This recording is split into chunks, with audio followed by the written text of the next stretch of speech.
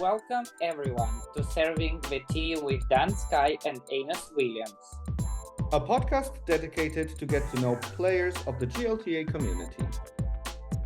Please like, share, and subscribe. Thank you. Hello, everyone, and welcome to Serving the Tea podcast with Enos Williams and Dan Sky. Took you a minute. As you can see, we're in a different setup today. We have a very special episode ahead of you. And a special guest. Speaking of guests, as far as the history of GLTA page goes, our today's guest played in his local tournament, or as he would like to say, not local, in Prague back in 2013. But he is not a local anymore over there, because he never was. We are happy to host today the director of Barcelona Open Tournament, happening in August this year. You can still sign up. And, surprise, we are in Barcelona right now. Please welcome Petr Pipek. Hello, Pet. Hi guys, thanks for having me. We're very happy to have you here. How excited are you about this interview? Very excited, as you can see. And tell me please, what meds are you on? Because you haven't stopped smiling ever since you arrived here. It's just the good weather here in Barcelona. Good weather, good vibes. Soak up the sun, people. That's the key. Shall we? Yes. Ready? Serve, aces. We'll talk about how good of a server aces you are. But before we go there, let's start with an early beginning. We would like to know about your childhood, your background. Just give us some info about who is Petr Pipek. Okay, so I'm from Czech Republic, and I'm not from Prague. I'm from Brno, which is the second biggest city in Czech Republic. And as we are talking about, or you're talking about tennis most of the time here. So I picked up the tennis racket when I was 4 or 5 years old, because I come from a very sportive family. And at the same time I was also playing baseball, because my dad... Both hands with stuff in it. Yeah, this way, okay. That explains why your backhand somehow is better than your forehand. Sometimes. And my dad is a huge baseball fan, so that's why that sport. But is there a big baseball population in Czech Republic? Actually, yes, it's quite interesting. It's like the 5th sport in Czech Republic now. Had a huge growth in the 2000s. And it's interesting because it was a forbidden sport in Czech Republic because of the communistic regime. Right. And after the regime was gone, so there was a big revolution of coming with a baseball and baseball fields and baseball foot players. And my dad had his own, or still has his own team. He's the president of the local team. Okay. And I was playing baseball and tennis at the same time. And then when I was 7 years old, my parents decided to me center mainly or only on baseball. Right. Are there positions in baseball, or you do everything? There's positions, but I was one of the exceptions that I was really versatile. So we'll get to that part later. That's versatility. So I was playing whenever there was a hole in the field. So okay, versatile hole. This gets versatile hole filler. Very interesting. Okay, good. Well, thank you for the background. And as a Czech, you must be good in any sports because based on tennis, whatever comes out of that country, whether it's a junior or senior level, you guys are quite successful. Yeah, well, as I said, I'm from a very sportive family. My sister as well was a really good sportswoman. She was in athletics. Okay. And my parents, what they wanted from us was always be involved in sports. Activities, not to, just run on the street. We were always in, after school, directly to practices. And we were trying lots of different sports. And I think even now when I go and try new things or coming back to sports that I used to do, it's always I touch it or I do something with the ball and it goes pretty much natural to me. Okay. Well- So you are good with balls, versatile position, And feeling hole holes. filler. Okay. It just sounds so bad. I'm not trying to make it I sound mean, as bad. It's just It sounds as you are putting it out there, so we are just recapping. As far as I met you, you're sounding the way you are. So everything's normal. Yeah, well, that's fantastic because I think sport and competitive environment builds a lot of character, resilience, and ambition. So, Yeah. fantastic story from your parents, I guess. Hmm. So, coming from Czechia, how did you end up in Barcelona? And where do you live now? Because I know personally that you don't live in Barcelona, Yeah. in the city. So it's an interesting story. We are here for that. Yes. Spill us some tea. So I used to work in international company back in Czech Republic, and after 5 years of being non-stop working, not having time for normal life, let's say, I decided to take a 1 year off. So I quit that job, and I was traveling around the world playing a lot of GLT tournaments that year. I think I ended up on 14 or 15 that year. Also incorporating Australia and all these fun things. Sorry, you said 2014, 2015. That was 6 years ago. So it was 2018. Right, because I met you on 2018. Yes, could be. Was that your first year Yeah. on GLT? I think it was my first Barcelona tournament. Right, okay. Let's make it all about Dan again. So I took. Sorry, I haven't seen you in a while, so I'm quite interested in as well. So in 2018, I was traveling a lot, and I went to play the Madrid tournament. And 2 weeks before that, there was a Berlin tournament, and that's where I met my boyfriend as of now. For the first Boyfriend? time. Yeah, yes, it's a boyfriend. It's my partner. We are not married yet.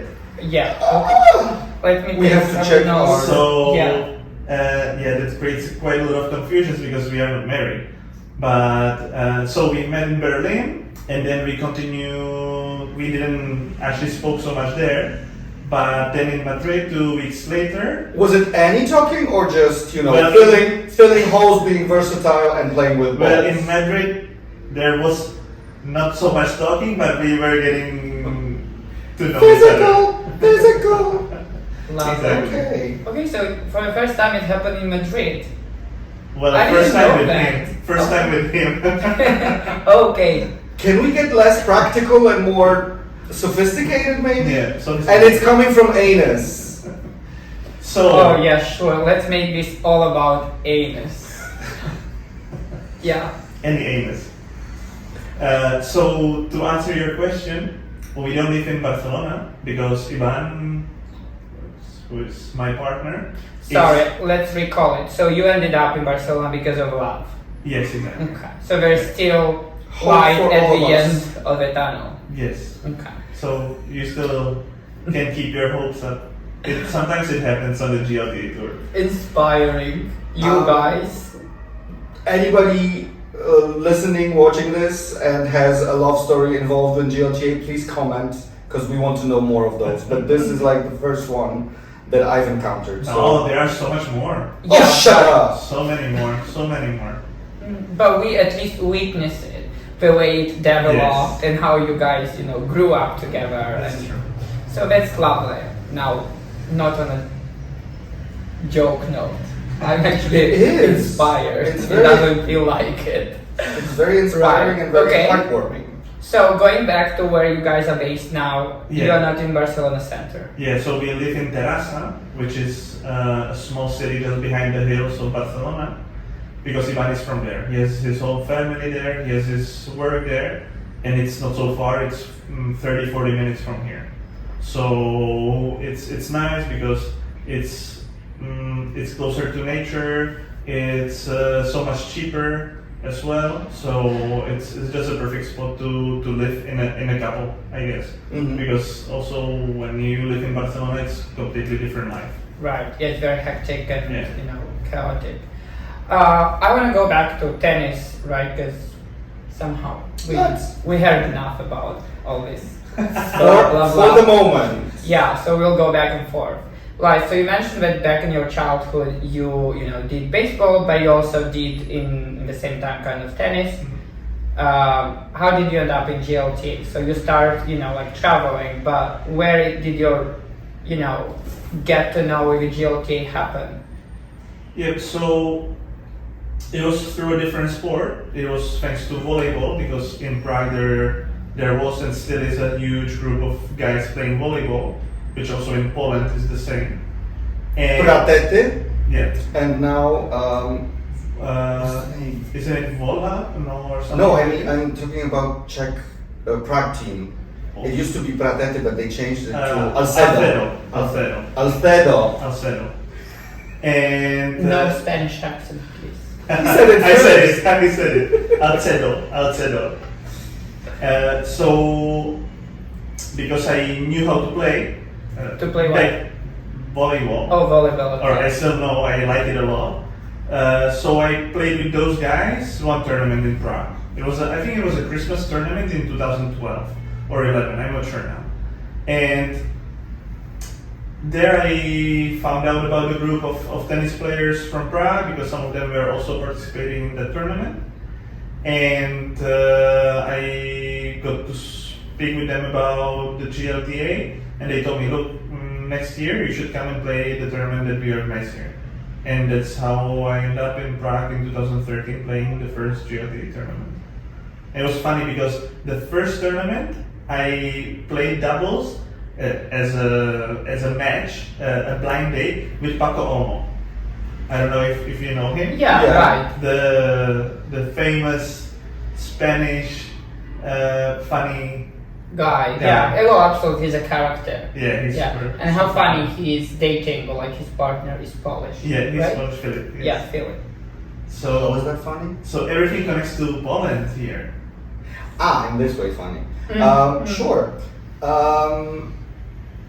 I was gonna ask, but you were still living in Brno back then. Yes.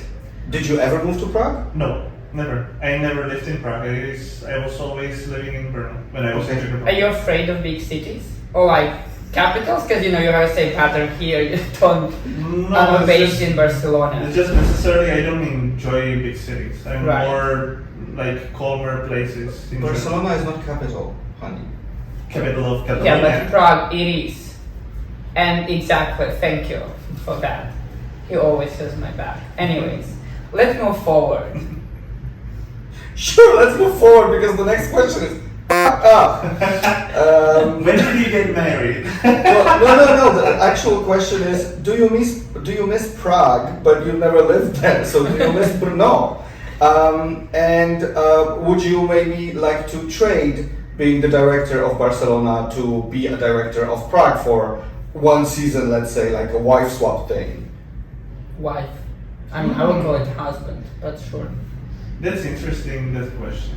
I think I've never thought about being a director there because I never was involved with the tournament. I was always only a player there. Mhm. But I know all of the guys who are in that board Mhm. of the tournament. So I know it's a great tournament. They are always doing a great job. So Right. a lot of things that they are doing, we were also implementing here in Barcelona. If there was So a chance. you looked up to Yeah. to the tournament In as some- a model. Yeah. And this year I'm coming back there. I didn't play for 1 year, but I think in last, I don't know, at least 6-7 years I was always playing there. Was there a particular reason you didn't go last year? Yeah, yes, but That's why I'm asking because I know, but I want the viewers to know as well. well, let's say that sometimes during the years you get to you lay back a little bit, no, and you Mm-hmm. get comfortable with things, and sometimes you forget to Spice it change up. things, spice it up a little bit, and it gets like monotonous. So Right. you don't feel like repeating the tournament anymore. And when you see that there are changes, then it like gives you the spark to go The back excitement again. is back to go Yeah. try. Right. So I'm gonna call bull, but sure, let's have that politically correct answer. Thank well, it you. wasn't so politically correct actually because I was spilling the tea on them a little bit, but Okay. Oh, I see. So do you miss Brno? Because that was the first part of my question. it's difficult for me not missing Brno, but missing my family, of course. So you have family back. Yes, There. it's a city where I was born and where my whole family lives. I don't have a huge family, but my whole family lives there. But connected to the city itself, I never really was because I started traveling or living abroad when I was 16. So I never really developed that, because you're developing some kind of feeling when you're getting older. Right. Because when you're a child, you're not thinking about, oh, this city and it gives me this. No. And I was always on the field playing baseball or in the school.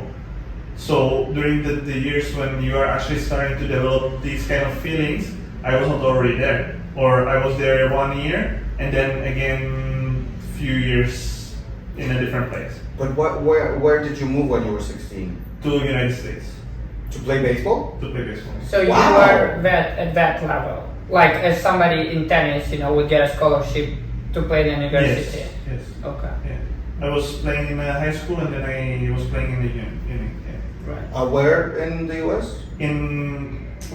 The first year I was living in the border of Washington and Oregon, and it's amazing there. If anyone, we always talk about going to New York and Florida and all these kind of more Western Cliche. things. Yeah. But this part of the United States is amazing. Nice. Well, on the one hand, you're the guy loving nature and being outside of the city, so That's true. I understand. Me having some background in tourism, I do appreciate that as well. Can you appreciate that? Sure. Anyway, Can we move on? let's wrap it up. And I'm also very sport oriented, so I want to know more about sport. Checking your social media, especially Instagram, lately or in the past, few years, I saw you switching to another sport. In Terrassa, they are very big in grass hockey. Correct me if Field hockey. wrong. Field hockey, Yeah. exactly. Because in Spanish you say hockey and yerba. Yeah. And I actually saw you playing live as I was doing Liga Catalana, I think. I want to know more about that because I know on a very superficial base. How does one end up playing that sport? Is it because Terrassa is big in that? Yes, Terrassa as a city is like a birthplace of that sport in Spain or in Catalonia, whatever you want to call it.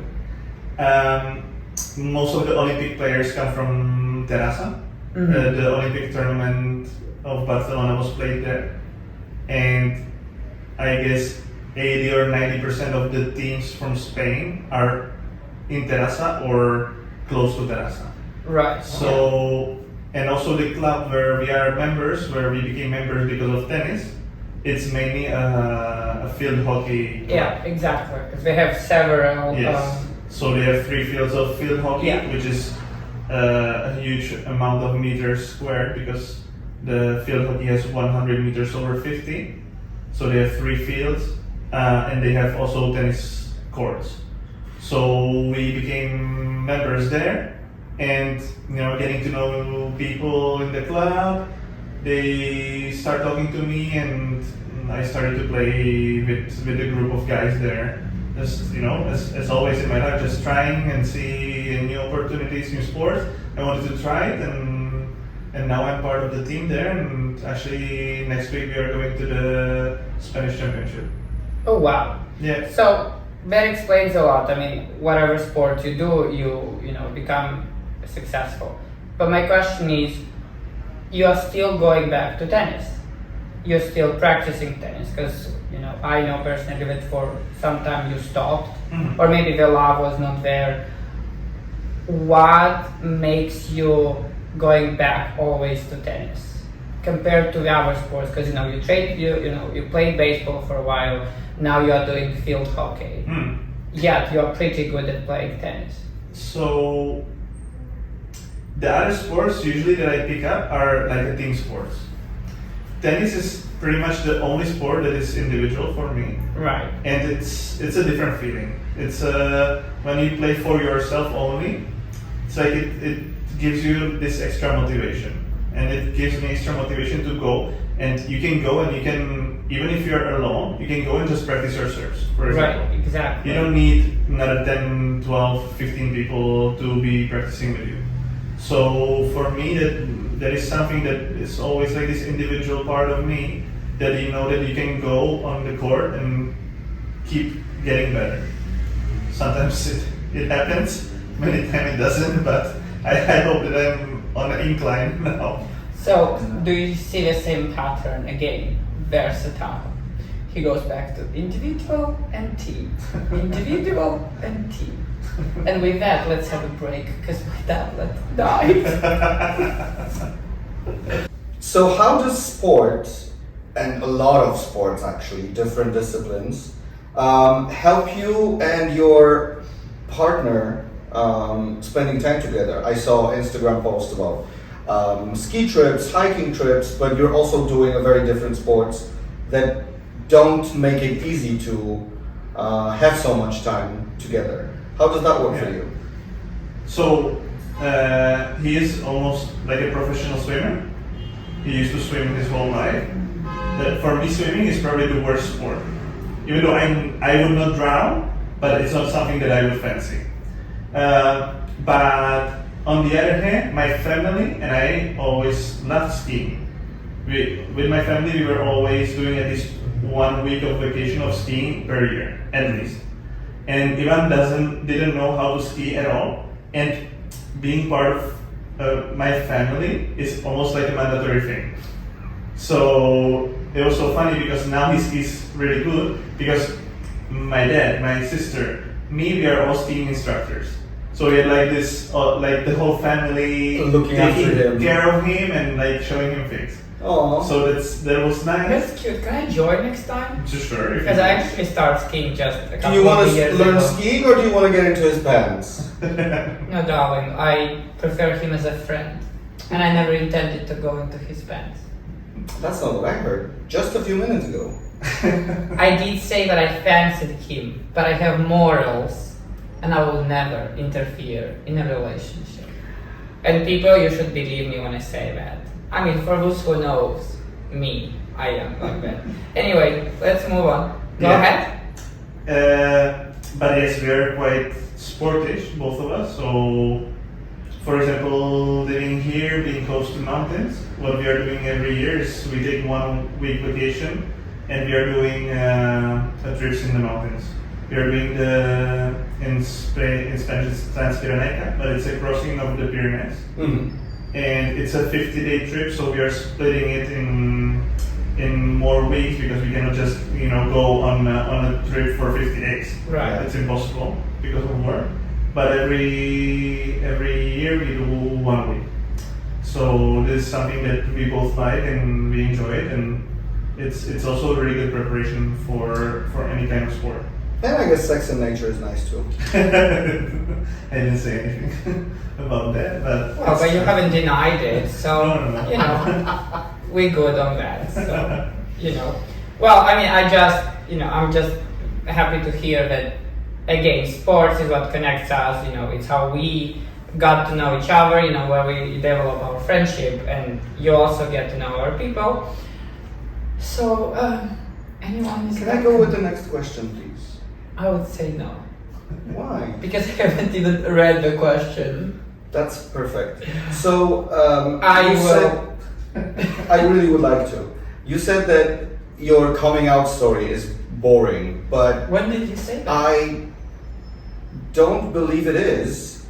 How did sport, tennis, and maybe GLTA specifically help you with your coming out and self-acceptance? Because in that kind of environment, I bet it's much trickier than... But my question is, did it help you out or it made it more difficult? Well, a team sport made it more difficult, of course. If I would be only playing tennis, it would be so much easier, I guess, because you're there alone. I mean, you don't have to, come out to 15 more guys. No. In baseball, it was difficult,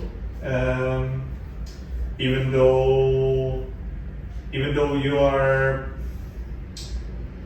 you're feeling confident with yourself because you are, I don't want to say the star of the team, but when you are a good position in the team, you know that they are not going to come and bully you, no? So it was never a question of me being bullied, but How old were you? Well, playing baseball or in this time. Yeah. Well, I already started having feelings to guys or knowing them when I was 16. So it was pretty much the whole growing up when I knew that I'm attracted to guys. And you were in Czech Republic or not? Yeah, so I started a little bit to getting to know the gay community back in Czech Republic, and then when I moved to the United States, I stopped. I blocked this kind of things because it was not. It was a topic that you don't talk about or you don't live it. I also lived in a family that was really religious. The first year. You mentioned that if you are one of the best players within a team, it makes it easier. Yet, have you endured comments towards you or situations or behaviors that made you feel uncomfortable? Yeah. Well, I think it doesn't make it easier because you actually don't come out. You just hide it. But it's easier because they don't attack you.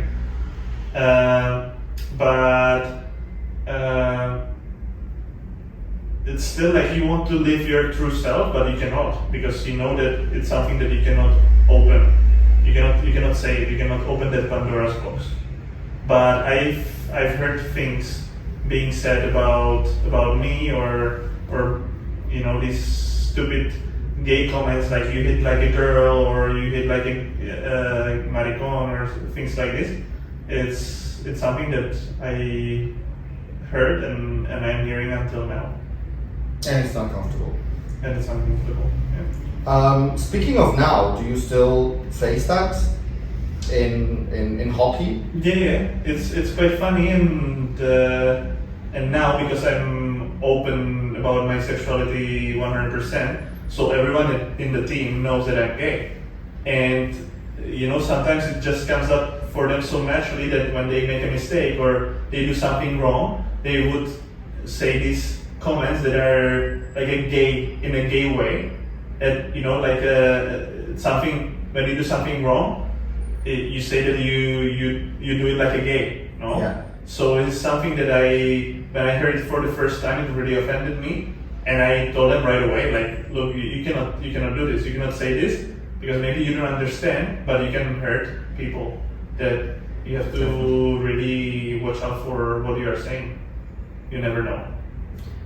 But being aware that you're not living in Barcelona, right? So we're quite lucky that Spain is one of the most open-minded countries where one can be himself or herself, right? Living around big cities, do you feel that, particularly where you are living now, is it more conservative or you are feeling as accepted as? Well, I would say that Barcelona is super open about all the topics. Of course, when you go outside, you will get to the normal typical environment where you have people who are super cool with it, and then you have people who are super conservative. So of course you will still find these kind of people that they are not accepting you or they are making comments that you don't feel comfortable enough to go on the street kissing your boyfriend, and it's just the way how to deal with it is just go for it and try to show the people that it's normal, it's something that you shouldn't be hiding. Mm-hmm. So there's still quite a lot of work in this, I guess. Barcelona is quite fine, but around not as much. But still, you're using your platform and your Voice, living I would example say, yeah. Yeah, just to live your true self. yeah. Right. So I mean, I know you are very opinionated, and you use your voice, from my perspective, in a correct way. Setting up boundaries and respecting certain boundaries. And going back to what happened last year in Barcelona tournament, it was such a beautiful way you and the team handled. Because we were prohibited in a way, where we were like there was a fuss going around of us not being able to play in a dress or in a skirt, yet you guys managed to wrap it up and allow and create a safe environment. How important do you think that using your voice, and for someone else who has a voice and wants to speak up his own truth, also to respect the boundaries it is, and how do you use that? Well, talking back about the Barcelona tournament, it was something that we expected to happen because the tournament is taking place in a really conservative club. And as I said before, you still find people who, even from a really high society, they are not accepting us. So for them it was a shock. It was a shock also for the management team because I think they've never experienced players playing in skirts or in dresses, and I think we handled it in the way the best how we could. You're not comfortable? I wasn't, but thanks to Pet's intervention, yeah, the situation got cleared out, and Do you feel comfortable now? Because I see you don't. yes, I'm very comfortable. I'm very open. I'm very comfortable here. On the sofa? Yes. Yeah, maybe because you don't wear a skirt, you're like a bit uncomfortable. Sorry. Yeah, so I actually don't think that many people in the tournament really noticed that something was happening, because I think from the get-go we managed to keep it De-escalated. yeah, to de-escalate quite in a good way. But for the next year, which this year we are doing it at the same place, it was the first thing that we started the negotiation about. The acceptance of the players, that they will be able to wear whatever they want, to express however they want, of course with certain boundaries, because the club is a private property and we cannot just be shouting and screaming, and we have to be still And stretching in the hallway. and stretching in the hallway and throwing wet towels on the plants and things like this. So still there's kind of a decorum that we have to. But those are rules in any environment. I mean, one has to behave. Yeah, but you would be surprised how many people are Doing it. And Well, technically, we're guests at that club. We're not members. We're not paying not fully paying customers. We're just there for the weekend. But on the other hand, there's one thing is a proper behavior. Another thing is picking on someone's appearance. yeah, So we have to balance that out. yeah.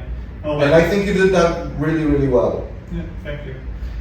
So you're using your voice, and the tournament is coming soon, in a couple of months. Would you share, or are we allowed to know some previews of what's going to be new or different this year? Is the location the same? Did you get any feedback? Because I know after a tournament ends, normally you guys have a reunion, and the feedback from the club. Can you reveal us some secrets? Yes. Well, so That was very sad. so the reunion happened. We always have a reunion with the management team of the clubs where we are organizing the tournaments. And it was funny because the first thing from our perspective was the topic of the appearance of the people and their acceptance and feeling good and having the players' experiences in the best way possible. And for them, it was not really a topic. They were already after the first confrontation that we had, they were super on board with anything. So the acceptance was not anything that we would have to discuss. It's true that the two families that are members there, I'm spelling the T now, which are part of the Opus Dei, of course, because there are some super conservative people in that club. Mm-hmm. So they not only complain to David Lloyd's Barcelona, but they also complain to the David Lloyd's General in UK, where is the headquarters. Okay. And of course, they said, look, you live in Spain, you live in Europe, and it's a normal thing. Like, you cannot complain about this, and if you have a problem, you can just leave the club. We're famous. So, so it was spilling the tea behind the curtains of what was happening last year after the negotiations. But that's a positive. So, and like on a positive note, we are breaking barriers and we are breaking, new grounds. Because as long as one doesn't, hurt someone intentionally, I would say, why not? Yeah. And it's just great to hear those, feedback, because it encouraged everyone out there to be who they are, and Yeah. Sometimes the players don't see some things that are happening during the tournament. For example, what happened last year, that one of the women who was the opposer of what we were doing and trying to show there, she came out and she started to recording courts. And of course, I would never think that would happen, or if it happens, people are recording it in order to support the friends and to show, make it for social media and for the players to have something to look at. A memory to. Yeah, but for her it was obviously a malicious thing. So she was gathering evidence. Yeah, she was like gathering evidence, and I was like, okay, no, like she cannot do that. And you step forward and you go and you have to manage these kind of things that I think that nobody really noticed, but as a tournament director and as a part of the team, you have to be always like watching for these kind of things. Yeah. Because one person who is recording, it can be your friend, but it can also be your enemy. So you have to see a little bit from what kind of intention that person is coming from. And this was stopped right away. But it's kind of like an extra work that if you are in a environment where people are sometimes a little bit shocked of what is happening there, even though it's crazy that the people are shocked about that, but you still have to be like really on your toes. I'm shocked right now from what you're saying.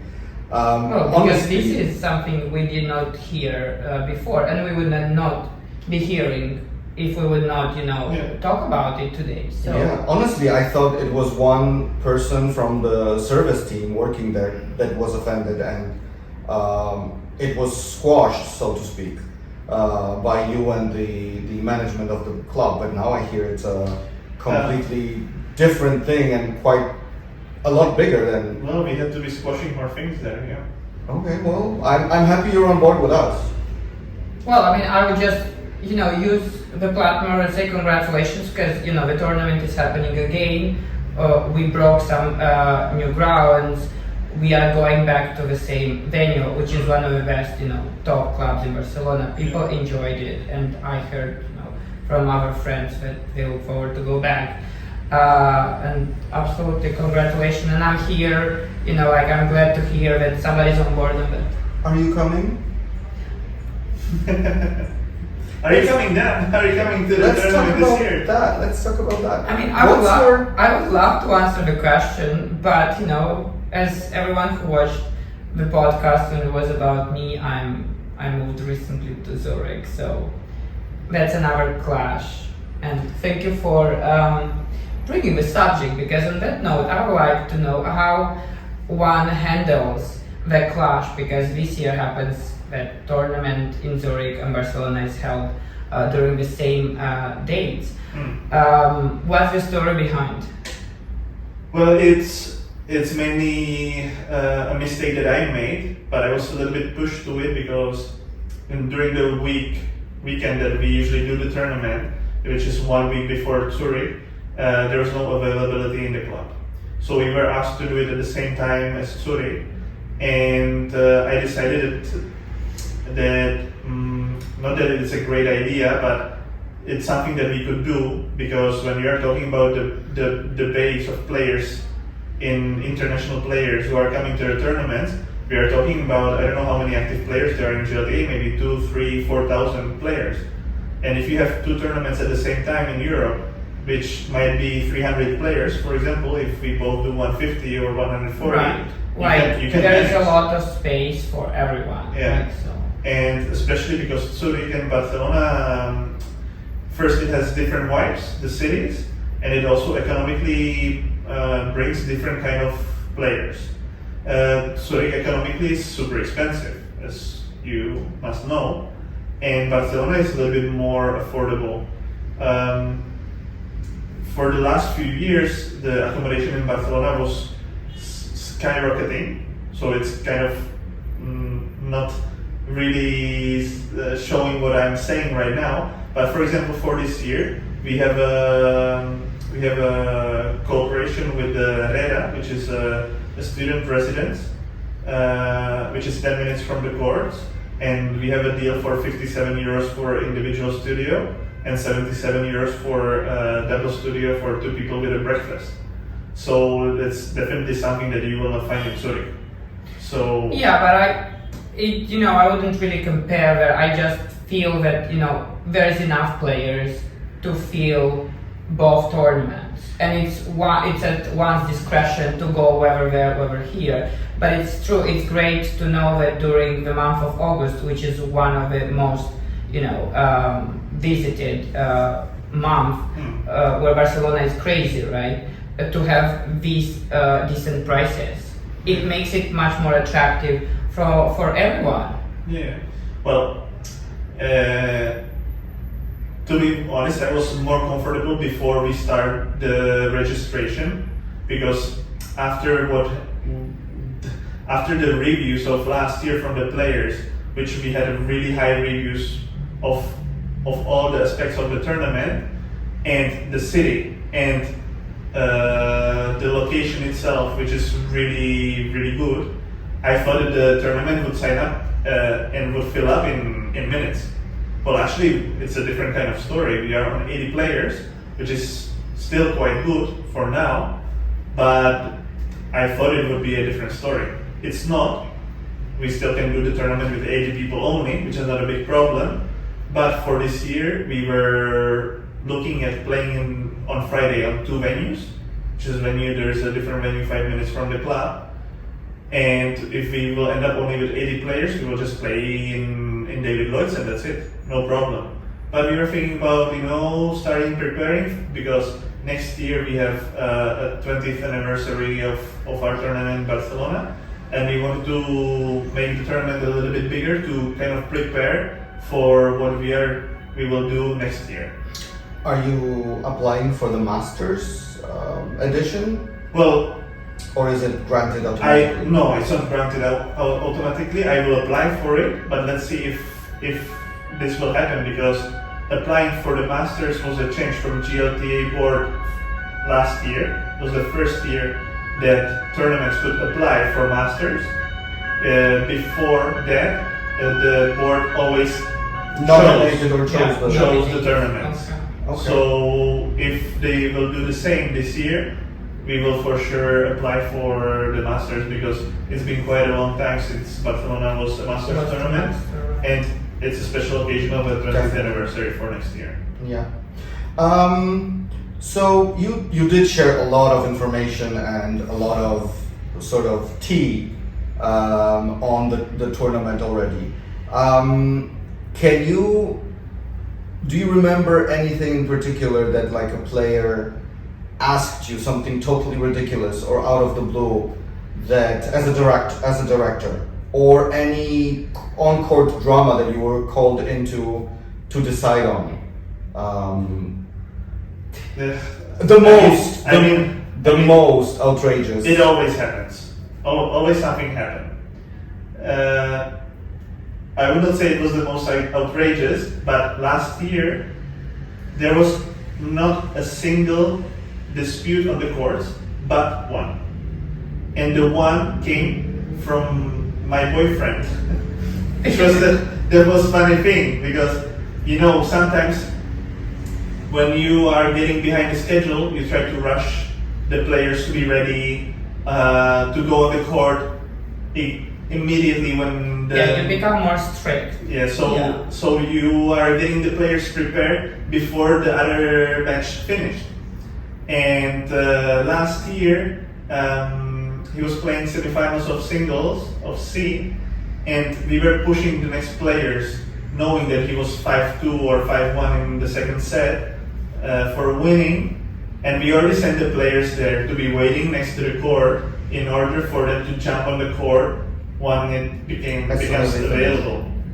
And of course, when you do this, a bad thing happens, and of course he lost the match. So this was the only problem that happened last year. But it's not like a crazy thing. But sometimes there are things it's a situation that you as tournament directors learned, and also the players also learn from this. Yes. Yeah, but in this particular case, it touched you very personally. We had a few days of not talking environment at home. Tennis, bringing people together, breaking families up. Well, so when now we talk about non-tennis life and behind the scenes, we did not figure out yet, or at least the listeners don't know, what does Petr do on a daily basis in terms of work? Well, that's interesting. I think I'm like an out of the box person in the gay community, because I'm running a family business of my boyfriend's family, and we have a farm, and we have cows, and we do bio beef. So I'm taking care of cows, I'm taking care of the property, I'm doing all the marketing, I'm doing all the web page, all the things connected with sales. So it's kind of a lot of things to juggle at the same time, but it's super calm work in a really healthy environment in the mountain. Do you have a background in sales, marketing? Yes. Well, farming?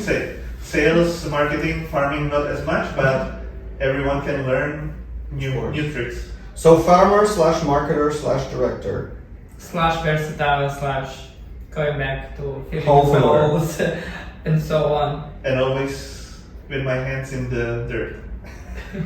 Love it. Well, we are almost there, and we are almost done with this.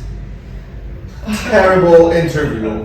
I mean, he doesn't look tired at all. So, but yeah, so let's wrap it up. But before, let's play a game. Let's lose it up.